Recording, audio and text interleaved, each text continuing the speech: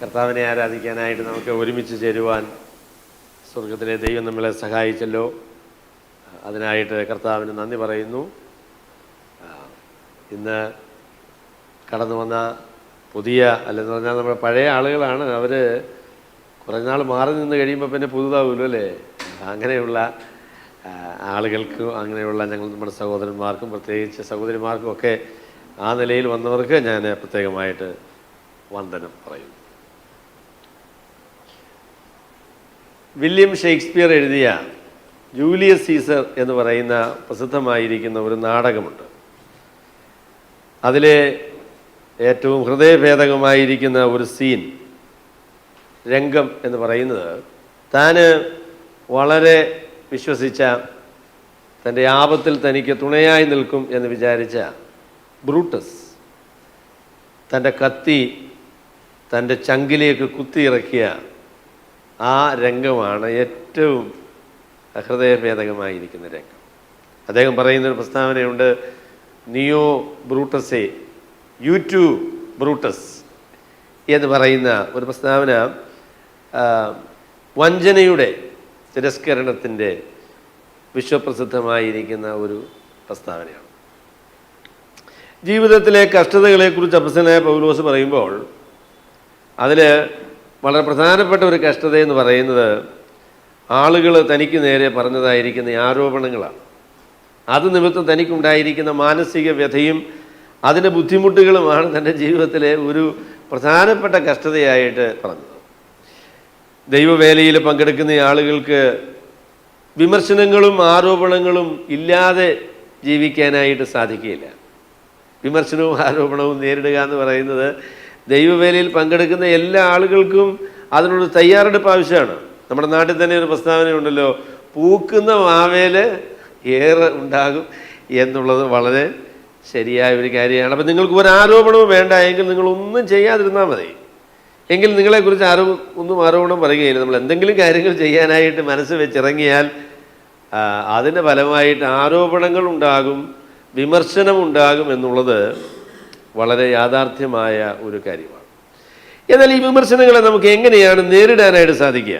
ആ വിഷയത്തെക്കുറിച്ചാണ് അപ്പോസ്തലനായ പൗലോസ് കൊരിന്ത്യർക്ക് എഴുതിയ 2-ാം ലേഖനം അതിൻ്റെ 1-ാമത്തെ അധ്യായത്തിൽ നമ്മളോട് പറയുന്നത്. അപ്പോൾ ആ വേദഭാഗമാണ് ഞാൻ ഇന്ന് നിങ്ങളുമായി പങ്കെടുക്കാനായി ചർച്ച ചെയ്യാനായിട്ട് ആഗ്രഹിക്കുന്നത്. എങ്ങനെയാണ് നമുക്ക് ആരോപണങ്ങളെ, വിമർശനങ്ങളെ നേരിടാനായിട്ട് സാധിക്കുന്നത്? വിമർശനങ്ങളെ നേരിടാനുള്ളതായിരിക്കുന്ന ശരിയായ വഴി എന്താണ് എന്നതിനെക്കുറിച്ച് അപ്പോസ്തലനായ പൗലോസ് നമ്മളോട് പറയുന്ന വാക്യങ്ങളാണ് ഞാൻ നിങ്ങളുടെ മുൻപിൽ വായിക്കുന്നത്. അത് അപ്പോസ്തലനായ പൗലോസ് കൊരിന്ത്യർക്ക് എഴുതിയ 2-ാം ലേഖനം അതിൻ്റെ 1-ാമത്തെ അധ്യായത്തിൻ്റെ 12 മുതൽ 14 വരെയുള്ളതായിരിക്കുന്ന വാക്യങ്ങളാണ്. ഞാനത് വായിക്കുന്നു. 2 കൊരിന്ത്യർ 1-ാമത്തെ അധ്യായത്തിൻ്റെ 12 മുതൽ 14 വരെയുള്ളതായിരിക്കുന്ന വാക്യങ്ങൾ. ഞങ്ങൾ ലോകത്തിൽ വിശേഷാൽ നിങ്ങളോട് ജഡജ്ഞാനത്തിലല്ല ദൈവകൃപയിലത്രേ ദൈവം നൽകുന്ന വിശുദ്ധിയിലും നിർമ്മലതയിലും പെരുമാറിയിരിക്കുന്നു എന്ന് ഞങ്ങളുടെ മനസ്സാക്ഷിയുടെ സാക്ഷ്യം തന്നെ ഞങ്ങളുടെ പ്രശംസ. നിങ്ങൾ വായിക്കുന്നതും ഗ്രഹിക്കുന്നതുമല്ലാതെ മറ്റൊന്നും ഞങ്ങൾ നിങ്ങൾക്ക് എഴുതുന്നില്ല. നമ്മുടെ കർത്താവായ യേശുക്രിസ്തുവിൻ്റെ നാളിൽ നിങ്ങൾ ഞങ്ങൾക്ക് എന്ന പോലെ ഞങ്ങൾ നിങ്ങൾക്കും പ്രശംസയാകുന്നു എന്ന് നിങ്ങൾ ഞങ്ങളെ ഏറെക്കുറെ ഗ്രഹിച്ചതുപോലെ അവസാനത്തോളം ഗ്രഹിക്കും എന്ന് ഞാൻ ആശിക്കുന്നു. കൊരിന്ത്യ ലേഖനം 2 കൊരിന്ത്യർ നിങ്ങൾ വായിച്ചു നോക്കിയാൽ അപ്പോസ്തലനായ പൗലോസിൻ്റെ വ്യക്തിപരമായ അനേക അനുഭവങ്ങളെ നമുക്ക് മനസ്സിലാക്കാൻ കഴിയുന്ന ഒരു ലേഖനമാണ് ഇത്. തൻ്റെ ഒരുപാട് സങ്കടങ്ങൾ, പ്രതിസന്ധികൾ, ആളുകളുമായിട്ട് ഉണ്ടായ ബുദ്ധിമുട്ടുകൾ, അതെങ്ങനെയാണ് താൻ നേരിട്ടത് എന്നതിനെക്കുറിച്ചൊക്കെ ഉള്ളതായിരിക്കുന്ന അറിവുകൾ ഈ ലേഖനത്തിൽ നിന്ന് നമുക്ക് ലഭിക്കും. അപ്പം അതുകൊണ്ട് വേദശാസ്ത്രികൾ 2 കൊരിന്ത്യരിനെ കുറിച്ച് പറയുന്നത് the most personal letter of apostle Paul, അപ്പോസ്തലനായ പൗലോസിൻ്റെ ഏറ്റവും വ്യക്തിപരമായിരിക്കുന്ന എഴുത്ത് എന്നാണ് 2 കൊരിന്ത്യരെ കുറിച്ച് വേദശാസ്ത്രികൾ, പഠിക്കുന്ന ആളുകൾ അതിനെക്കുറിച്ച് പറയുന്നത്. അപ്പോൾ നിങ്ങൾ ഈ 1-ാമത്തെ അധ്യായം വായിച്ചു വരുമ്പോൾ അറിയാം, താൻ ആദ്യമേ ദൈവത്തിൽ ആശ വെച്ച് ആശ്വസിപ്പിക്കുന്നവനായിരിക്കുന്ന ദൈവത്തെക്കുറിച്ചാണ് താൻ ആദ്യമേ പറയുന്നത്. അതിനുശേഷം താൻ ചർച്ച ചെയ്യാനായിട്ട് പോകുന്നത് കൊരിന്ത്യയിലുള്ളതായിരിക്കുന്ന ഈ ആളുകൾ തനിക്ക് നേരെ പറഞ്ഞതായിരിക്കുന്ന ആരോപണങ്ങളെക്കുറിച്ചാണ്.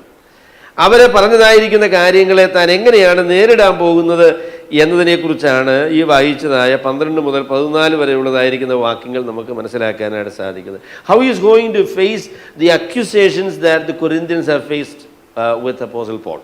അപ്പോൾ ഈ ആരോപണങ്ങളെക്കുറിച്ച് പറയുമ്പോൾ നമ്മൾ ആദ്യമേ അതിൻ്റെ മുഖവരിയായിട്ട് ഞാൻ പറയാം, ഈ ആരോപണങ്ങളുടെ ഒരു പ്രത്യേകതയെക്കുറിച്ച് അല്ലെങ്കിൽ അതിൻ്റെ ഒരു വശത്തെക്കുറിച്ച് ഞാൻ ആദ്യമായിട്ട് നിങ്ങളോട് പറയാം. അത് ഈ വാക്യങ്ങളിലുള്ള കാര്യമല്ല എങ്കിലും അതിൻ്റെ പശ്ചാത്തലത്തിൽ നിന്ന് നമുക്ക് മനസ്സിലാക്കാനായിട്ട് സാധിക്കുന്ന കാര്യമാണ്. ആരോപണങ്ങളെക്കുറിച്ച് പറയുമ്പോൾ അതിനകത്തുള്ള ഉണ്ടാകാൻ സാധിക്കുന്ന ഒരു പ്രശ്നമെന്ന് പറയുന്നത്, ആരോപണമൊന്നും എല്ലാം ഒഴിവാക്കേണ്ട കാര്യമില്ല കേട്ടോ. മനുഷ്യർ അന്യായം ചെയ്യുകയാണ് എങ്കിൽ അതിനെതിരെ ആരോപണം പറയേണ്ടത്, അതിനെ വിമർശിക്കേണ്ടത് ആവശ്യമാണ്. വിമർശനമില്ലാത്തതായിരിക്കുന്ന ഒരു ജീവിതവും ശുശ്രൂഷയും അത് സ്വീകാര്യമായ കാര്യമല്ല.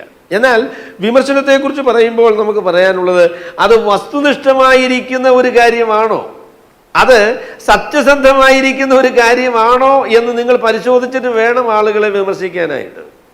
അതുപോലെ തന്നെ അവരുടെ ജീവിതത്തിൻ്റെ സാഹചര്യങ്ങൾ, അവർ ഏത് നിലയിലാണ് ഈ തീരുമാനത്തിലേക്ക് അല്ലെങ്കിൽ ഈ പ്രസ്താവന നടത്തുവാൻ കാരണം എന്നുള്ളതിനെക്കുറിച്ചൊക്കെ സത്യസന്ധമായി പരിശോധിച്ചിട്ട് വേണം ആളുകളെ നമ്മളെ വിമർശിക്കാനായിട്ട്. ചൈനക്കാരുടെ ഇടയിൽ ഒരു പ്രസ്താവനയുണ്ട്. അതെന്താണെന്ന് ചോദിച്ചാൽ, നിങ്ങളൊരാളിനെ വിമർശിക്കുന്നതിന് മുൻപ് അദ്ദേഹത്തിൻ്റെ ചെരുപ്പിട്ടുകൊണ്ട് നിങ്ങൾ 1 മൈൽ നടക്കണം എന്നാണ് അവർ പറയുക. അങ്ങനെയാണ് അവരുടെ ഒരു പഴമൊഴി. അങ്ങനെയാണ് എന്ന് പറഞ്ഞാൽ ആ വ്യക്തിയുടെ ജീവിതത്തിൻ്റെ സാഹചര്യങ്ങൾ, അതെങ്ങനെയാണ് അദ്ദേഹം ഈ കാര്യങ്ങളെ കൈകാര്യം ചെയ്തത് എന്നതിനെക്കുറിച്ച് സത്യസന്ധമായിരിക്കുന്ന ഒരു അറിവ് കൂടാതെ അദ്ദേഹത്തെ വിമർശിക്കരുത് എന്നാണ് അദ്ദേഹത്തെ അതാണ് പൊതുവെ ചൈനക്കാർ അതിനെക്കുറിച്ച് പറയുക. ഒരു നല്ല ഒരു പ്രസ്താവനയാണ്. നമ്മൾ വിമർശിക്കാനായിട്ട് നമ്മളെ ഭാഷയിലുണ്ടല്ലേ, കണ്ണാടിക്കൂടിൽ ഇരുന്നുകൊണ്ട് കല്ലെറിയുക എന്ന് പറയുന്ന പ്രസ്താവനയുണ്ടല്ലേ. നമ്മൾ ദൂരെ ഇരുന്ന് ജീവിതത്തിൻ്റെ സാഹചര്യങ്ങളുമായിട്ട് ഒന്നും പരിചയമില്ലാതെ നമ്മൾ ആളുകളെ വിമർശിക്കാനായിട്ട് തീരുമാനിച്ചാൽ അത് അന്യായമായിരിക്കുന്ന വിമർശനമാണ്. ജീവിതത്തിൻ്റെ സാഹചര്യങ്ങളിലേക്ക് ഇറങ്ങി വന്ന് സത്യസന്ധമായിരിക്കുന്ന അന്വേഷണം നടത്തി അത് അങ്ങനെ തന്നെയാണ് എന്ന് ഉറപ്പ് വരുത്തിയൊക്കെ വേണം നമ്മൾ ആളുകളെ വിമർശിക്കാൻ. അങ്ങനെ വല്ലതുമാണ് നമ്മൾ ചെയ്യുന്നത്.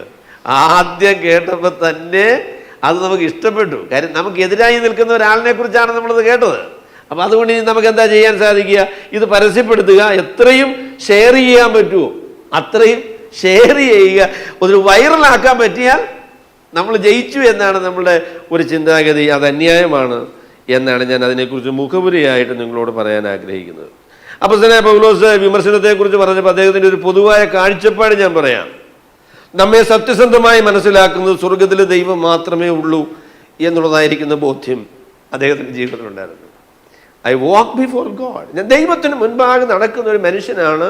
ദൈവം എന്നെ അറിയുന്നു, ദൈവം എന്നെ ആശ്വസിപ്പിക്കുന്നു എന്നുള്ളതായിരിക്കുന്ന ധൈര്യത്തോടു കൂടെയാണ് ഈ പ്രതിസന്ധിയെ താൻ നേരിടാനായിട്ട് തീരുമാനിച്ചിരിക്കുന്നത്. അദ്ദേഹം പറഞ്ഞു, സകല ആശ്വാസത്തിൻ്റെയും ഉറവിടമായ നമ്മുടെ സങ്കടങ്ങളിലൊക്കെ നമ്മളെ ആശ്വസിപ്പിക്കുന്നവനായിരിക്കുന്ന പിതാവായ ദൈവം, നമ്മുടെ കർത്താവായ യേശു ക്രിസ്തു, അതാണ് ജീവിതത്തിന് ധൈര്യമായിട്ട് താന് കാണാനായിട്ട് തീരുമാനിച്ചത്. ദൈവം അറിയുന്നു, അവൻ നമ്മെ ആശ്വസിപ്പിക്കുന്നു, ദൈവം ഒരിക്കലും നമ്മളെ തെറ്റിദ്ധരിക്കയില്ല എന്നുള്ളതായിരിക്കുന്ന ആ ഒരു ധൈര്യമാണ് അപ്പോസ്തലനായ പൗലോസിനെ നിയന്ത്രിക്കുന്നത്. പ്രിയമുള്ളവരെ, ഞാൻ നിങ്ങളോട് അത് അടിവരയിട്ട് പറയാം. God will never misunderstand U.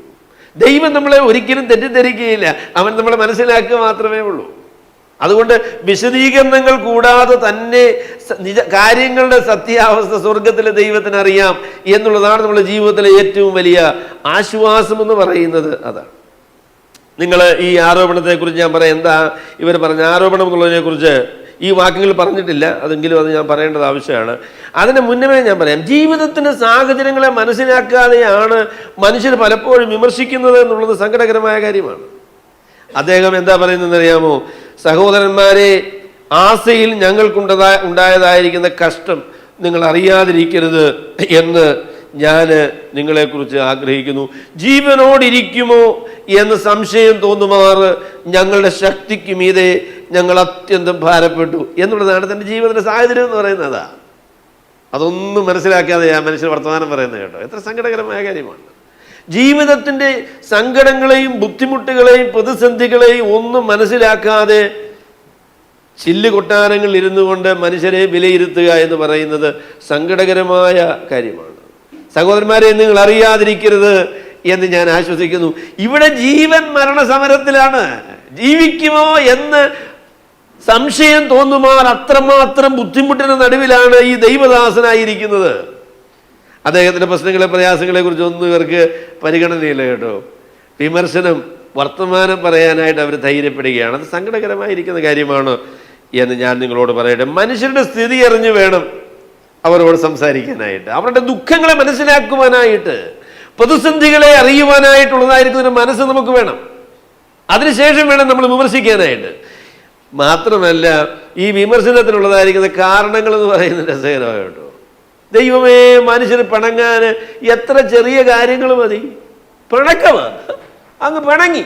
അതിൻ്റെ കാര്യം എന്താണെന്ന് ചോദിക്കുമ്പോൾ ചിലപ്പോഴ് നമ്മുടെ നാട്ടിൽ പറയുന്ന പോലെ എന്താ, ഉള്ളി പൊളിച്ച പോലെ ഉള്ളൂ, ഇതിനകത്ത് വലിയ കാര്യമൊന്നുമില്ല. ആളുകൾ അവരുടെ സംസാരമൊക്കെ കേട്ട എന്തൊരു ഭയങ്കര പ്രശ്നമാണ്.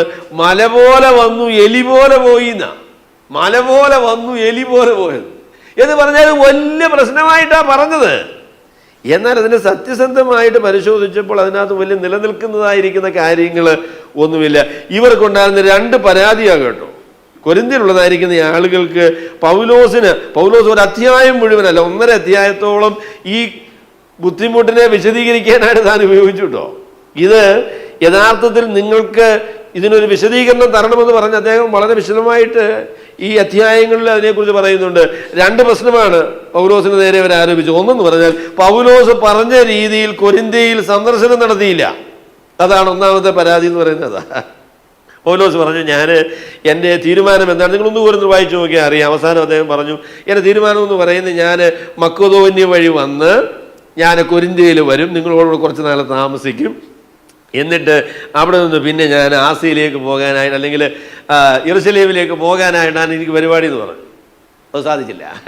അങ്ങനെ അദ്ദേഹത്തിന് ചെയ്യാനായിട്ട് സാധിച്ചില്ല. ഇദ്ദേഹം ചെല്ലുന്നതിന് പകരം ഒരു എഴുത്താണ് അദ്ദേഹം അയച്ചത്. അപ്പോൾ പൗലോസ് ആത്മീകനല്ല, പറഞ്ഞ പോലെ ചെയ്യുന്നയാളല്ല, അദ്ദേഹം പരിശുദ്ധാത്മ നിയന്ത്രണത്തിൽ ജീവിക്കുന്ന ഒരു മനുഷ്യനല്ല. അദ്ദേഹത്തിൻ്റെ പ്രസ്താവന എന്ന് പറയുന്നത് ഉവ്വ എന്നും ഇല്ല എന്നുമല്ല.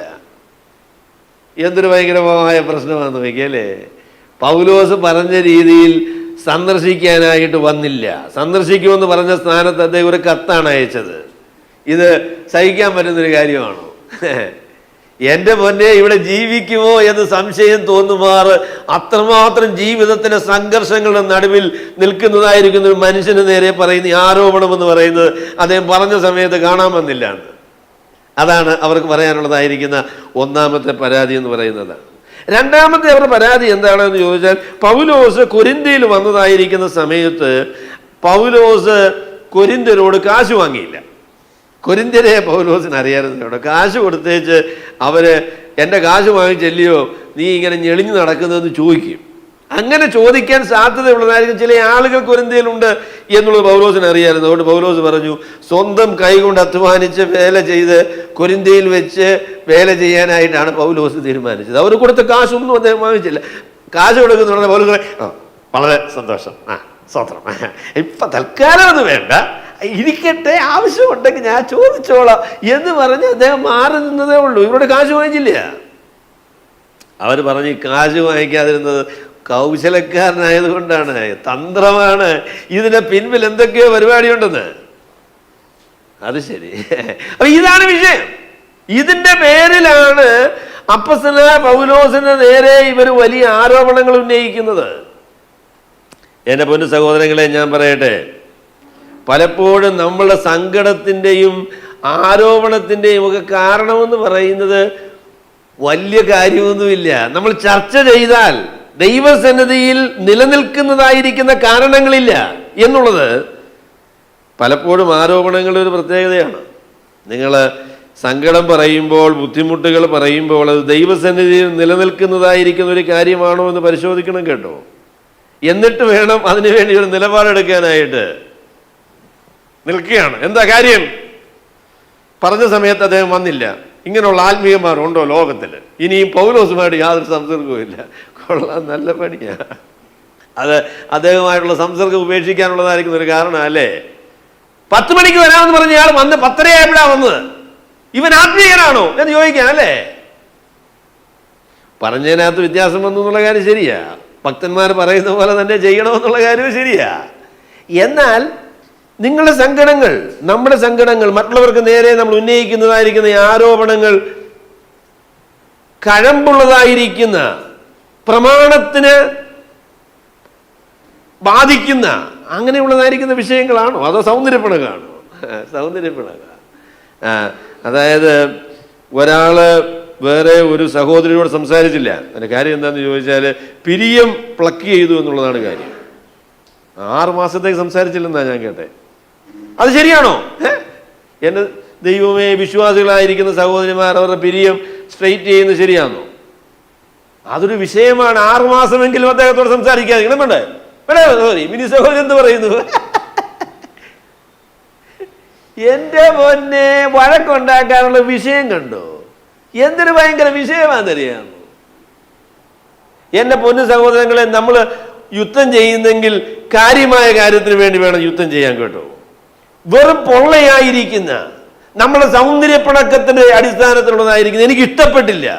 അവൻ എന്നെ നോക്കി ചിരിച്ചത് കണ്ടപ്പോൾ എനിക്ക് തോന്നി അവൻ്റെ ആ ചിരി ശരിയായില്ല, അവൻ്റെ ഉള്ളിൽ ഏതാണ്ട് ഇരിപ്പുണ്ട് എന്ന് പറഞ്ഞൊക്കെ വഴക്കുണ്ടാക്കാൻ തുടങ്ങിയാൽ അതിന് ഭയങ്കരമാണ്. ഉപദേശങ്ങൾ തിരുത്തി പറയുന്നു, ജീവിതത്തിന് അല്ലെങ്കിൽ നിർമ്മല അപ്പൊ ജീവിതത്തിന്റെ പ്രമാണം വിട്ട് പ്രവർത്തിക്കുന്നു, സാമ്പത്തിക ക്രമക്കേടുകൾ കാണിക്കുന്നു, ധാർമ്മികത കൈവിട്ട് കളയുന്നു. ഇതിനു വേണ്ടിയൊക്കെ പോരാട്ടം കഴിക്കാമെന്നേ. അതിനകത്ത് എന്താ വിഷയം? അതൊക്കെ നമ്മൾ കണ്ടുവച്ച് അങ്ങനെയൊന്നും ഇല്ലാന്ന് നടിക്കുന്നതാണോ ഭക്തി? അല്ലല്ല, അതിനുവേണ്ടിയൊക്കെ നമ്മൾ പോരാട്ടം കഴിക്കണം. പക്ഷേങ്കിൽ പോരാട്ടം കഴിക്കുന്നതിന് മുന്നമേ ഇത് യഥാർത്ഥത്തിൽ കഴമ്പുള്ള കാര്യമാണോ, ഇതിനു വേണ്ടി യുദ്ധം ചെയ്യണമോ എന്ന് നിങ്ങൾ തീരുമാനിക്കണം. കഴിഞ്ഞ ദിവസം ഞങ്ങൾ വായിച്ചൊരു പ്രസ്താവനയിൽ അദ്ദേഹം പറഞ്ഞപ്പോൾ പറഞ്ഞു, നേരിടണമോ ഒഴിഞ്ഞു മാറണമോ എന്ന് തീരുമാനിക്കണമെന്ന് പറഞ്ഞു. ഒരു പ്രശ്നം വരുമ്പോൾ നേരിടണമോ അതോ ഒഴിഞ്ഞു മാറണമോ? ഞാൻ ചോദിക്കാം, ദാവീദ് ഗോലിയാത്തിനെ നേരിടാനായിട്ട് ചെല്ലുന്നതിന് മുന്നമേ വേണമെങ്കിൽ ഒരു യുദ്ധം അദ്ദേഹത്തിന് സാധ്യമായിരുന്നു. കാര്യം ചേട്ടന്മാരുമായിട്ടുള്ള യുദ്ധം. ചേട്ടന്മാരെന്താ പറഞ്ഞതെന്നറിയാം? അവരോടെന്താ പറഞ്ഞേ? നീ പട കാണാനല്ലേ വന്നത്, കുറച്ചാടുള്ളത് അതിനെ നീ മരുഭൂമിയിൽ വിട്ടേച്ച് യുദ്ധം കാണാൻ വേണ്ടി വന്നിരിക്കുകയല്ലയോ എന്ന് ചോദിച്ചു. അപ്പൊ ഞാനായിരുന്നെങ്കിൽ ദാവീദിന് അത്രയും ഭക്തിയുള്ള ആളല്ലോ കേട്ടോ. ഞാനായിരുന്നു അദ്ദേഹത്തോട് ചോദിച്ചേന്, കുറെ പട കണ്ടല്ലോ, 10-40 ദിവസമായിട്ട് നിൽക്കുന്നുണ്ടല്ലോ, എങ്ങനെ ഉണ്ട് പട ചോദിക്കുകയല്ലയോ? എന്നിട്ടുടനെ ചേട്ടൻ കയറി അന്യനെ തള്ളി ആകെപ്പാടെ വലിയ വേളമായി, വലിയ വഴക്കായി. അപ്പൊ ഈ ഗോലിയാത്തിനോടുള്ള യുദ്ധത്തിന് മുമ്പ് ഒരു ചെറിയ യുദ്ധം, ആരോടാ? ചേട്ടന്മാരോടുള്ള യുദ്ധം. അത് കഴിഞ്ഞിട്ടാണ് ഗോലിയാത്തിനോട്. ദാവീദ് ശ്രദ്ധിച്ചില്ല കേട്ടോ. അവൻ അവിടെ നിന്ന് മാറി വേറൊരുത്തനോട് അത് തന്നെ പറഞ്ഞു എന്നാണ് നമ്മൾ വായിക്കുന്നത്. We need to see who is our real enemy. നമ്മുടെ ശത്രുക്കൾ ആരാണ്, പ്രശ്നം എന്താണ്, ഏതിനോടാണ് യുദ്ധം എന്നുള്ളതിനെ കുറിച്ച് നമ്മൾ തീരുമാനിക്കണം. അത് വളരെ പ്രധാനപ്പെട്ടതായിരിക്കുന്ന കാര്യമാണ്. അപ്പൊ പൗലോസ് പറഞ്ഞു, കുഞ്ഞുങ്ങളെ, നിങ്ങൾ എന്നെക്കുറിച്ച് ആരോപണം പറഞ്ഞു. അത് പിന്നീടുള്ള വാക്യങ്ങളിൽ നിന്നാണ് നമുക്ക് മനസ്സിലാക്കാൻ സാധിക്കുന്നത്. ആരോപണത്തെക്കുറിച്ചാണ് 12 മുതലുള്ളതായിരിക്കുന്ന വാക്യങ്ങൾ താൻ സംസാരിക്കാൻ പോകുന്നതെന്ന് നിങ്ങൾ ആ ഭാഗം വായിച്ചു നോക്കിയാൽ നിങ്ങൾക്ക് മനസ്സിലാകും എങ്ങനെയാണ് നമുക്ക് ആരോപണങ്ങളെ നേരിടാനായിട്ട് സാധിക്കുന്നത്. മറ്റുള്ള ആളുകൾ നമ്മളെക്കുറിച്ച് ആരോപണങ്ങൾ പറയുമ്പോൾ, വിമർശിക്കുമ്പോൾ അതിനെ എങ്ങനെയാണ് കൈകാര്യം ചെയ്യാനായിട്ട് സാധിക്കുക? അതിനുള്ള 3 പ്രമാണങ്ങൾ ഞാൻ ഈ വാക്യത്തിൽ നിന്ന് നിങ്ങളോട് പറയാനായിട്ട് ആഗ്രഹിക്കുന്നു. ആദ്യത്തെ പ്രമാണമെന്ന് പറയുന്നത് 12-ാമത്തെ വാക്യത്തിലാണ്. വിമർശനങ്ങളെ എങ്ങനെയാണ് നേരിടേണ്ടത് എന്ന് ചോദിച്ചാൽ, വിമർശനങ്ങളെ നമ്മൾ പരിശോധിച്ച് നമ്മുടെ മനസാക്ഷിയുടെ മുൻപിൽ ദൈവത്തിന് മുൻപാകെ ഈ വിഷയത്തിൽ കുറ്റക്കാരനല്ല എന്ന് നമ്മൾ ഉറപ്പുവരുത്തണം. അതാണ് 1-ാമത്തെ നിലപാട് എന്ന് പറയുന്നതാണ്. നമ്മൾ ഒരു വിമർശനം നമ്മുടെ നേരെ ഉണ്ടാകുമ്പോൾ, ഒരു ആരോപണം നമ്മുടെ നേരെ വരുമ്പോൾ നമ്മൾ ചെയ്യേണ്ട 1-ാമത്തെ കാര്യം എന്താണെന്ന് ചോദിച്ചാൽ, ആ വിമർശനങ്ങളെ അവഗണിക്കരുത് കേട്ടോ. അതിനെ പരിശോധിച്ചിട്ട് ദൈവത്തിന് മുൻപാകെ, മനസാക്ഷിയുടെ മുൻപാകെ ഈ വിഷയത്തിൽ ഞാൻ കുറ്റക്കാരനല്ല എന്ന് ഉറപ്പുവരുത്താനുള്ളതായിരിക്കുന്ന കടപ്പാട് നമുക്കുണ്ട്. അപ്പോസ്തലനായ പൗലോസ് അതാ പറയുന്നത്, സഹോദരന്മാരെ, ഞങ്ങൾ ലോകത്തിൽ വിശേഷാൽ നിങ്ങളോട് ജഡജ്ഞാനത്തിലല്ല ദൈവകൃപയിലത്രേ ദൈവം നൽകുന്ന വിശുദ്ധിയിലും നിർമ്മലതയിലും പെരുമാറിയിരിക്കുന്നു എന്ന് ഞങ്ങളുടെ മനസാക്ഷിയുടെ സാക്ഷ്യം തന്നെ ഞങ്ങളുടെ പ്രശംസ. ഈ ആരോപണങ്ങൾ പൗലോസിന് നേരെ അവർ പറഞ്ഞപ്പോൾ പറഞ്ഞു, ഞാൻ ആ ആരോപണങ്ങളെ അവഗണിച്ചിട്ടില്ല. ആരോപണങ്ങളെ ഞാൻ സത്യസന്ധമായിട്ട് പരിശോധിച്ചതിന് ശേഷം ഈ ആരോപണങ്ങളെ കുറിച്ച് എനിക്ക് പറയാനുള്ളത്, എൻ്റെ മനസാക്ഷിയുടെ മുൻപാകെ, ദൈവത്തിൻ്റെ മുൻപാകെ ഈ വിഷയത്തിൽ ഞാൻ കുറ്റക്കാരനല്ല. എനിക്ക് നിർമ്മലമായിരിക്കുന്ന വിശുദ്ധിയിലാണ്, നിർമ്മലതയിലാണ് ഞാൻ ഈ വിഷയത്തിൽ പെരുമാറിയിരിക്കുന്നത് എന്നുള്ളതായിരിക്കുന്ന ധൈര്യം, അങ്ങനെയുള്ളതായിരിക്കുന്ന പ്രശംസ ഈ വിഷയത്തിൽ എനിക്കുണ്ട് എന്നുള്ളതാണ് ഞാൻ ആദ്യമേ പറയുന്നത്. എങ്ങനെയാണ് നമ്മൾ വിമർശനങ്ങളെ നേരിടുന്നത്? വിമർശനങ്ങളെ നേരിടുമ്പോൾ അപ്പോസ്തലനായ പൗലോസ് പറഞ്ഞപ്പോൾ അദ്ദേഹം പറഞ്ഞു, എൻ്റെ കുഞ്ഞുങ്ങളെ, ഞാൻ വിശുദ്ധിയിലും നിർമ്മലതയിലുമാണ് ഈ കാര്യങ്ങൾ ചെയ്തിരിക്കുന്നത് എന്ന് എൻ്റെ മനസാക്ഷിയുടെ മുൻപാകെ എനിക്ക് ഉറപ്പുണ്ട്. അതാണ് എൻ്റെ ധൈര്യം, അതാണ് എൻ്റെ പ്രശംസ എന്ന് പറഞ്ഞു. എന്നാൽ എല്ലായ്പ്പോഴും നമുക്കങ്ങനെ പറയാൻ പറ്റുമോ?